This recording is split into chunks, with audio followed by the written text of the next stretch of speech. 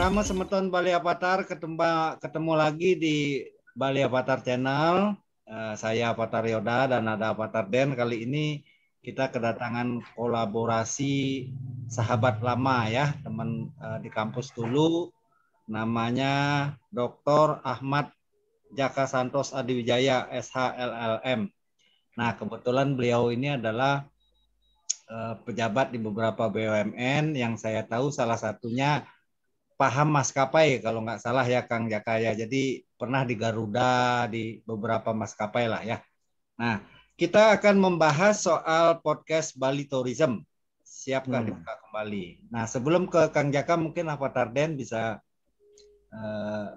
Oke. Baik. Pertama-tama selamat malam semua pemirsa Bali Avatar ya, kita jumpa lagi. Hari ini kita akan membahas kembali tentang kesiapan Bali. Katanya mau dibuka kembali. Nah, apakah kita sudah siap apa enggak? Kita coba bahas nanti beberapa aspeknya. Kebetulan hari ini seperti biasa saya dengan Avatar Yoda dan kita sekarang kedatangan teman lama kita, seorang dokter ya. Seorang dokter yang memang dari dulu sudah canggih ya, Dokter Jaka ya. Oke.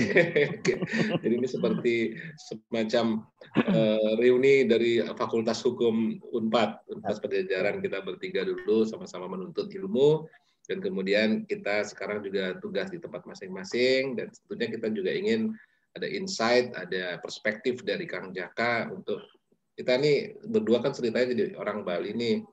Jadi Kang Jaka sebagai orang luar Bali katakanlah begitu, mungkin perspektifnya kan bisa lebih fair, bisa lebih apa namanya ya, lebih efektif lah seperti itu. Oke, saya kembalikan ke Avatar Rai dulu, mungkin akan jadi moderator untuk hari ini ya. Silakan Avatar ya udah. Ya, Kang Jaka ini di Bali kan sudah 1 tahun lebih ya Krama Semeton ya, masyarakatnya yang apalagi bergerak di bidang pariwisata ngalamin masa sulit ya. Turis asing hampir close lah ya, 1-2 orang aja ya pun punya izin khusus, sisanya domestik pun kena lagi skala mikro itulah ya, pembatasan skala mikro. Nah, kemarin kan Presiden pada saat Kubur dan Menteri Pariwisata juga membahas rencana Juni-Juli dibuka.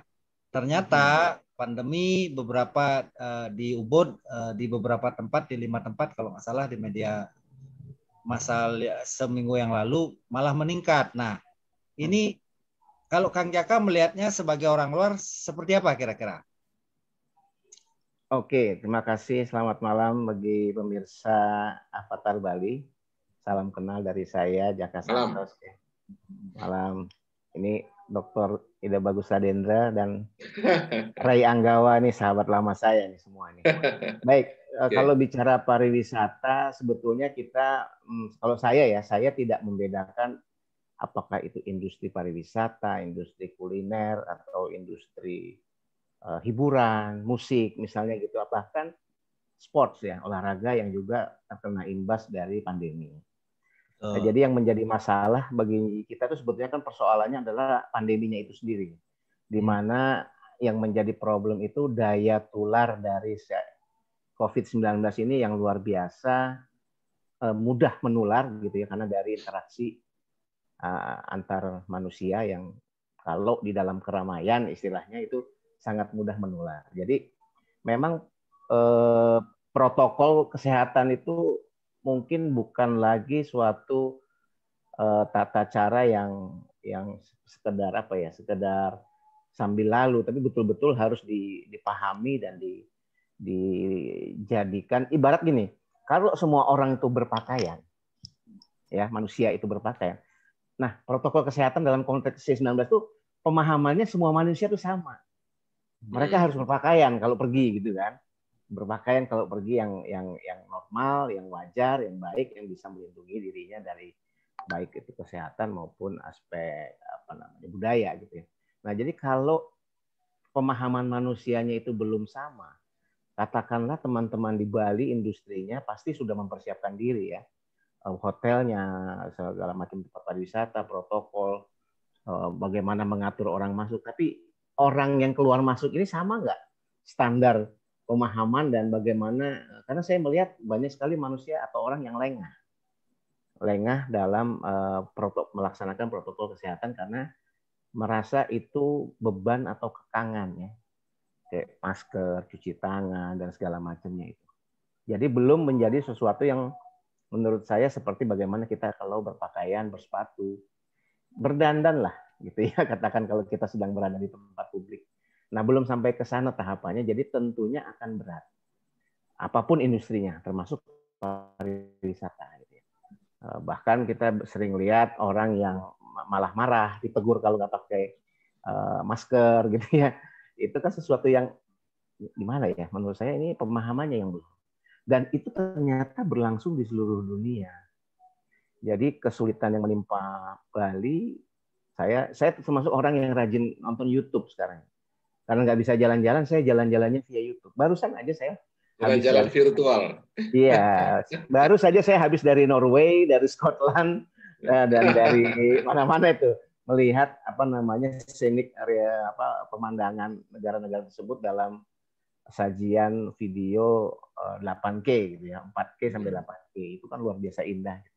Memang kita kangen gitu ya traveling, terutama saya tuh suka traveling. Tapi ya itu ketakutan kita ini kitanya benar-benar, tapi orang lain enggak. Bahkan para petugas di tempat-tempat pariwisata atau destinasi, hotel maupun tempat destinasi, mereka semua siap memang, karena mereka ingin berusaha kembali. Tapi tidak semua pengunjung siap berpartisipasi gitu. Ada yang seenaknya. Nah ini yang nggak bisa dihindarkan, di mana ujungnya tadi seperti kalau nanti Kang Rey sama Kang Deden melihat video terbarunya Pak Jokowi, kenapa alasan melarang mudik gitu ya? Ya beliau sampaikan data 2020 4 kali libur panjang itu kenaikan COVID-nya tuh luar biasa, dari mulai ada yang 93%, 110% sesudah libur panjang gitu. Kenaikan orang yang tertular maupun yang menjadi korban gitu ya, artinya korban meninggal. Kenaikannya langsung tinggi. Nah, itu kan menunjukkan memang COVID ini sama sekali tidak ramah keramaian. Ya, tidak ramah keramaian apabila yang berada di keramaian itu tidak saling menjaga. Nah, itu problem utama kita kalau saya lihat, Kang Ray. Jadi Bali betul tempat pariwisata yang menjadi destinasi dunia ya. Nah, bagaimana standar wisatawan yang datang antara wisatawan mancanegara dengan wisatawan Nusantara? Sama nggak mereka pemahamannya? Mungkin yang ada yang lebih baik wismannya atau malah wisnunya yang lebih baik, kita nggak tahu juga gitu, karena kita belum pernah buka lagi ya. Tapi yang saya khawatirkan itu artinya karena pengunjungnya itu sangat heterogen dan berasal dari berbagai kalangan. Dan artinya kalangan berpendidikan itu belum tentu juga taat prokes gitu. Itu masalah, itu yang jadi masalah kita ya. Bahkan kalangan berpendidikan, kalangan berpunya, ya orang kaya, belum tentu yang taat prokes. Nah, ini problem kita sangat mendasar dari sifat manusia sebetulnya, yang tidak suka diatur, tidak suka dikekang, apalagi semakin dia punya kekuasaan, semakin dia tidak mau diatur malah gitu. Oke. Kang Jaka, potong dikit Kang Jaka. Potong dikit. Kalau misalnya dilihat dari sekilas dari luar, itu kelihatannya Bali sudah layak dikunjungi lagi nggak kalau dibuka lagi? Karena orang Bali sendiri sudah kangen nih untuk dikunjungin gitu ya, terutama yang bergerak di sektor pariwisata. Tapi kalau dari kelihatannya dari sana, gimana Kang? Kalau saya lihat dari karakter orang Bali yang disiplin atau taat sama adat gitu ya. Artinya taat sama adat itu kan otomatis bisa dibilang orang Bali ini lebih governance, lebih taat aturan. Ya, disiplin sama aturan gitu ya, lebih aturan. Saya yakin orang Balinya atau masyarakat yang sudah lama berinteraksi dan berbisnis di Bali itu pasti siap gitu ya, dari sisi orang Balinya. Makanya saya tidak khawatir sama teman-teman pelaku industri pariwisata di Bali, saya tidak khawatir. Bahkan Bali kan punya pecalang tuh, yang artinya yang akan mengingatkan gitu ya. Kalau sesuatu terjadi di luar aturan hukum, belum polisi itu pecalang udah lebih dulu banyak berada di sana. Saya yakin itu siap. Saya yakin dan saya percaya sama orang Bali, mereka punya kelebihan itu. Oke, Kang Jaka tahu pecalang juga, Ray. Jadi silakan Ray kalau ada pertanyaan. Hebat loh, pengamat pecalang tahu loh. Iya. Sering ketemu kalau di Kuta. Sering ketemu di Kuta ya. Oke, silakan. Kang Jaka sering ke Bali ya. Jadi yang saya lihat juga begini mungkin Kang Jaka. Jadi Bali ini kan dekat dengan Lombok, dekat dengan Jawa gitu ya. Transportasi ke Bali itu ada pintu laut ya. Ada juga pintu nelayan yang saya tahu ya. Itu yang pertama kendala tracingnya ya. Yang kedua di Bali itu kan yang kemarin difokusin 70% untuk vaksin itu Ubud, Nusa Dua sama Kuta kalau nggak salah ya. Nah ini kemarin peningkatan di beberapa titik lagi. Ternyata pegawai pariwisata yang divaksin itu belum tentu tinggal di daerah tersebut. Bisa jadi karena dia kos di sana dan seterusnya dan seterusnya. Nah, dan kemarin yang kita lihat Atta Halilintar kan bulan madu di Bali tuh. Nah kita belum tahu lagi tracingnya ini dia kan kena tuh terakhir di Bali itu. Jadi apa di Bali, apa di Jawa, apa di Soekarno Hatta kita belum tahu. Dia kan naik pesawat jet pribadi juga itu. Nah ini yang Kang Jaka lihat dari sisi luar barangkali ini pariwisata kan liburan dekat sekali dengan hal-hal resiko COVID gitu deh. Barangkali bisa tambahkan info atau apa? Oke. Betul Kang Rey ya. Artinya gini. Makanya ketika orang liburan ya, disitulah orang lengah kan, karena artinya dia sedang merasa libur. Jadi kewaspadaannya tidak dalam konteks waspada terhadap suatu bahaya penularan dari COVID-19 gitu ya. Jadi sangat mungkin terjadi bukan di tempat pariwisata, bisa saja pada saat baru berangkat dari Jakarta atau dari tempat asalnya di bandara, pokoknya tempat-tempat publik yang dimana interaksi itu bisa dari berbagai macam asal usul ya. Itu resiko tertinggi di sana. Kalau di Balinya sendiri ya pasti dia ingat lah dia ngapain, kemana, ketemu siapa, di mana kira-kira dia melakukan lengah terhadap protokol kesehatan misalnya gitu ya. Misalnya lagi makan atau lagi bercengkerama di suatu tempat. Itu kan kemungkinannya sangat banyak ya. Tapi kalau lihat, makanya saya bilang kalau di tempat-tempat pariwisata yang seperti hotelnya atau apa, saya yakin itu udah dijaga betul kok ya. Bahkan beberapa hotel yang, apalagi kalau dia kan seperti Atta itu kan pasti nggak mungkin hotel di bintang atau Melati ya, minimal bintang 5 dia. Nah bintang 5 tuh apalagi setiap habis dipakai ruangan, kamar atau apa tuh di disinfektannya tuh rajin sekali gitu ya. Jadi justru yang tempat-tempat yang orang jadi lengah gitu karena nggak merasa di luar ini outdoor aman gini gitu ya. Itu yang lebih bahaya tuh Kang Rey, di perjalanan dia stopping by di satu katakan warung atau tempat pom bensin atau apa yang kita nggak tahu misalnya ya. Itu banyak.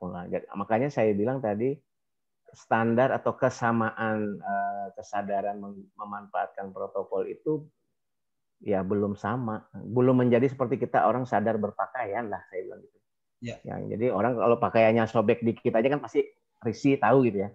Ini kalau dia pakai masker seharian nggak ganti aja dia lupa, kadang-kadang dia pakai aja yang tadi terus kan gitu. Padahal kan 3 jam, 2 jam, ada waktunya gitu. Nah kurang lebih itu. Apa Tarden? Oke. Baik, jadi gini, menarik ya melihat kesiapan tidak siapnya Bali, dan Bali kan hanya di salah satu destinasi ya, Nah, ada juga teman kemarin nanya, dia bergerak di bidang tourism, dia bilang rencana untuk membuka Bali segera, kemudian memprioritaskan 3 daerah yaitu Ubud, Nusa Dua, dan Sanur adalah hal yang cukup positif sebetulnya, berita gembira bagi mereka. Cuman memang kelihatannya yang akan menjadi target pengunjung atau turis yang ditarget adalah turis dari mungkin domestik ya. Domestik karena apa? Karena kalau melihat perkembangan terakhir ini, apalagi dengan gelombang keberapa ya, apalagi di India seperti itu sekarang dan seterusnya, maka kalaupun kita membuka, itu sedangkan negara-negara lain belum memberi izin warganya untuk keluar negeri, kan berarti otomatis kita buka, tapi yang datang nggak ada gitu dari luar negeri. Ya. Nah, jadi intinya mungkin kelihatannya lebih berorientasi atau titik beratnya pada domestik dulu lah. Nah, jadi menurut Kang Jaka gimana? Apakah kira-kira, tapi mungkin tetap aja positif, minimal memberi nafas lah sedikit ya bagi pekerja pariwisata di Bali. Ya. Tapi dari sisi kebetulan Kang Jaka juga kita ingatkan pernah lama ya katakanlah menjadi salah satu orang penting di maskapai kita gitu ya, maskapai nasional kita. Itu kan dari segi penerbangan juga seperti apa Kang Jaka? Kira-kira sudah cukup siap juga nggak untuk misalnya sampai nanti dibuka lagi termasuk untuk internasional dan seterusnya? Kira-kira apa saja yang perlu diingatkan kepada para pengambil kebijakan di Bali dan masyarakat umumnya Bali sehingga itu bisa menjadi awareness kita dari sekarang? Gitu mungkin. Oke. Silakan Kang. Oke, kalau dari sisi maskapai, saya sih melihat teman-teman maskapai terutama yang milik pemerintah ya, itu mereka sangat perhatikan itu protokol kesehatan, bahkan teknologi disinfektan yang dilakukan di kabin itu juga baik ya, mereka sudah lakukan dengan alat yang punya teknologi yang secara reguler itu menyemprotkan disinfektan. Cuma mungkin yang perlu diperhatikan gini, Kang, dan ini sangat-sangat problem ya di negara kita. Database, artinya gini,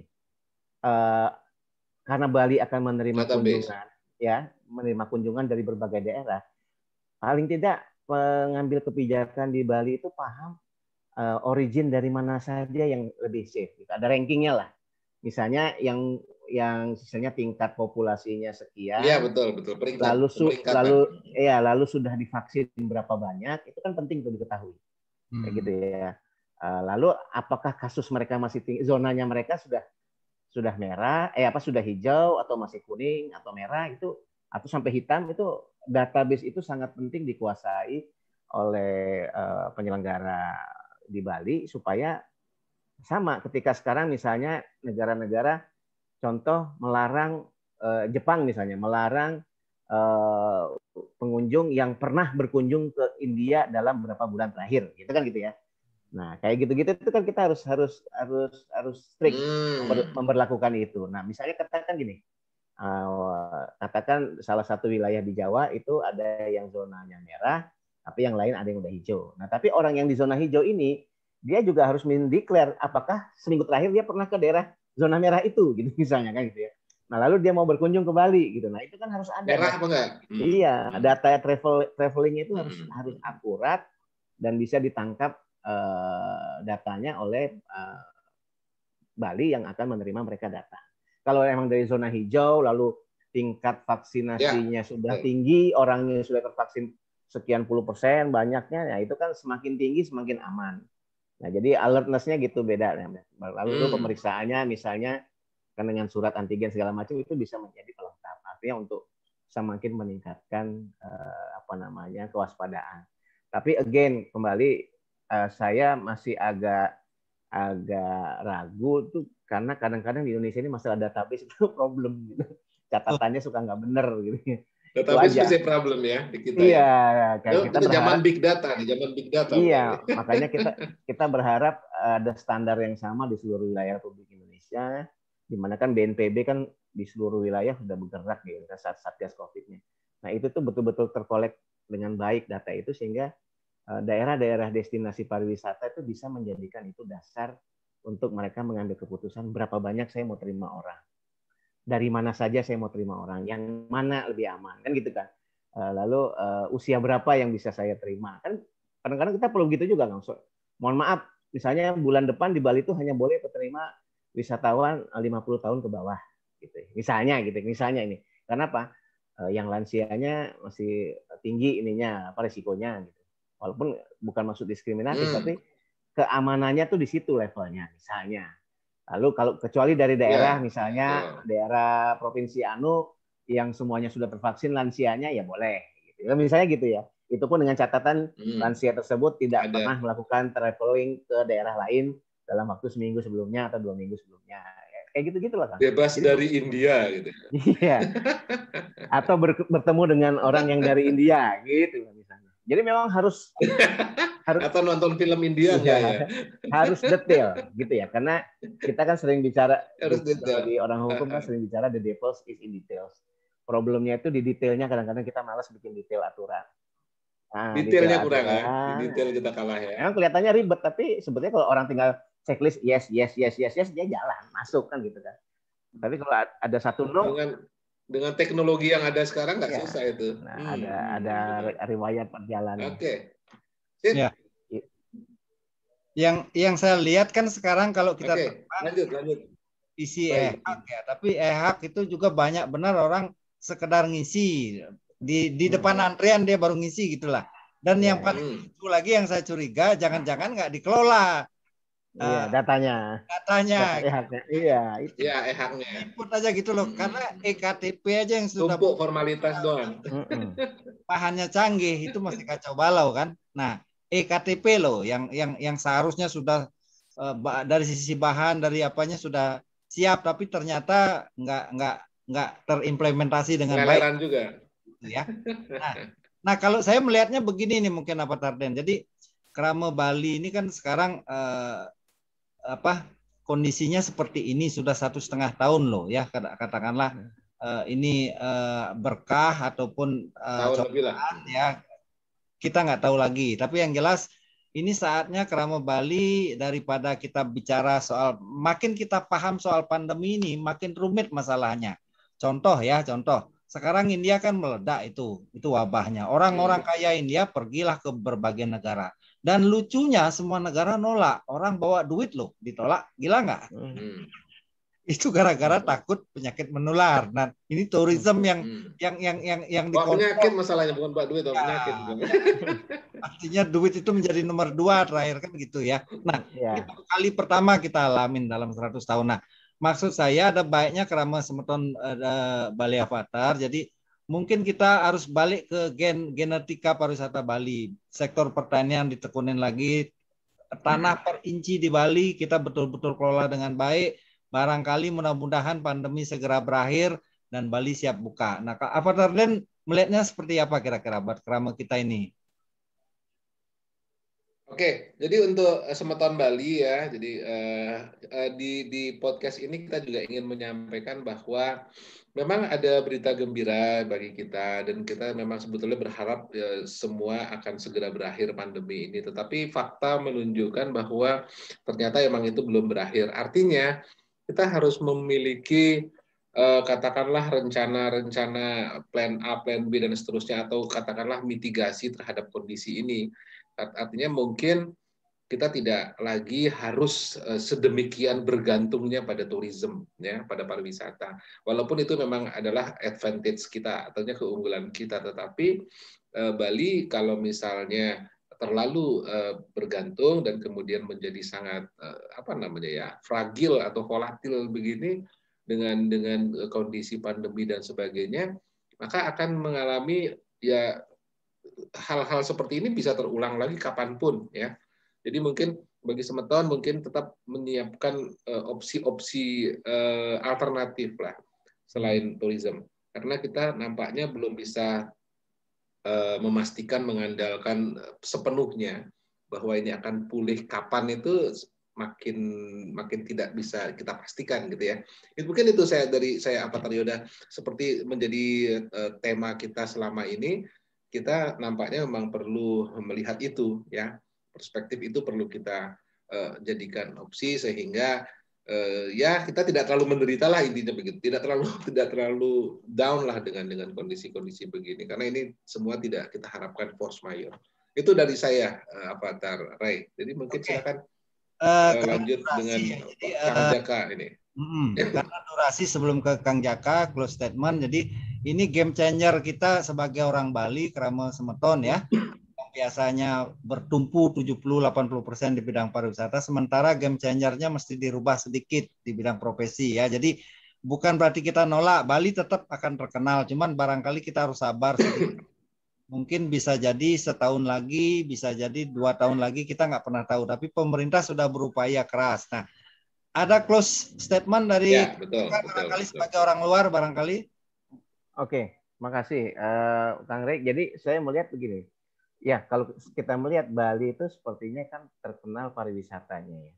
Padahal kalau kita lebih dalam melihat di Bali pariwisata itu kan sebetulnya banyak aktivitas penunjang yang menjadi kekuatan Bali. Misalnya gini, kreativitasnya orang Bali itu seni, budaya, kerajinan gitu ya. Itu kan kalau ditingkatkan menjadi apalagi sekarang kan modelnya jualan online gitu ya. Artinya ya barang produksi Bali asli. Betul. Barang produksi Bali asli itu sebetulnya apapun dia produknya dengan menggunakan nama Bali itu persoalan brandingnya itu sudah selesai 50%. Meningkat jauh. Iya, karena branding Bali itu sudah dikenal dunia, satu itu. Kedua, pertanian tadi kata Kang Rey, saya ingat kopinya. Sekarang orang di seluruh dunia itu masih ngopi dan mencari kopi origin masing-masing yang dianggap bagus. Nah, kalau kopi Kintamani, misalnya Bali itu dibangun benar-benar punya grade yang berbagai macam gitu ya, tentunya akan menjadi produk yang bisa menjadi andalan selain pariwisata pastinya ya. Artinya produk pertanian jeruk juga ya, banyak jeruk. Jadi saya pikir betul itu bahwa alternatif bidang yang sebetulnya selama ini jadi penunjang pariwisatanya sebetulnya itu adalah kekuatan, cuma nggak dipakai sebagai frontline, dia dipakai sebagai backline-nya. Beras lah katakan gitu ya, pertanian ya. Supporting saja. Kan banyak sekali tuh sawah di Bali, tapi kan nggak pernah diangkat brand padi dari Bali misalnya. Ternyata bisa ada gitu. Nanti orang kan, orang-orang yang biasa pariwisata, saya mau makannya padi Bali, jadi mesen beli padi Bali kayak beras gitu. Belum jeruknya tadi ya. Nah, jadi saya pikir banyak sekali kekuatan dari Bali yang karya-karya Bali asli yang bisa dijadikan kegiatan aktivitas ekonomi lainnya, dan problem marketing brandingnya itu sudah selesai dengan menambahkan kata Bali di setiap produk. Orang Bali udah tahu dari Bali. Iya, itu kekuatan saya bilang. Dan ya insya Allah itu bisa menjadi penyeimbang dari pariwisata yang dropping karena COVID-19 itu sendiri. Gitu. Oke. Apa Tardan mau ada yang tambah? Inspiring. Oke. Saya rasa kerama semeton Bali Avatar demikian podcast yang ke-7. Barangkali apa Tardan mau ditambahkan? Close. Oke, cukup. Kali ini cukup.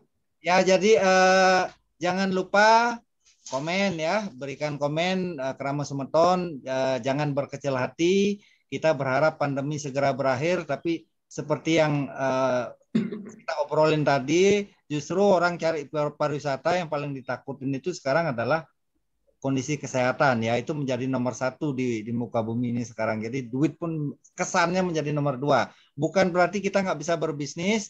Tadi Kang Jaka ada kasih insight bahwa mungkin dikonversi ke bisnis online barangkali ya, dikembangkan beras apapun hasil pertanian Bali dimodifikasi, game changer-nya dirubah, jadi kita mesti duduk bersama. Bali Avatar sudah banyak sekali membahas soal ini di podcast sebelumnya, barangkali bisa lihat ya. Jadi mudah-mudahan Kerama Semeton bisa mendapat insight dari podcast ini. Thank you ke Kang Jaka ya, sudah bantuin kita reuni kecil juga di sini. Mudah-mudahan segera baik, Pak, kita bisa kumpul di Bali, Kang Jaka. Siap. Okay. Insya Allah. Thank you. Semua Kerama Semeton Bali Avatar, jangan lupa subscribe, like, share, komen. Thank you. Nuhun, Kang Jaka. Sama-sama, selamat malam semuanya. I keep a photograph in which we were in love, caught in your eyes, waiting for the sunrise.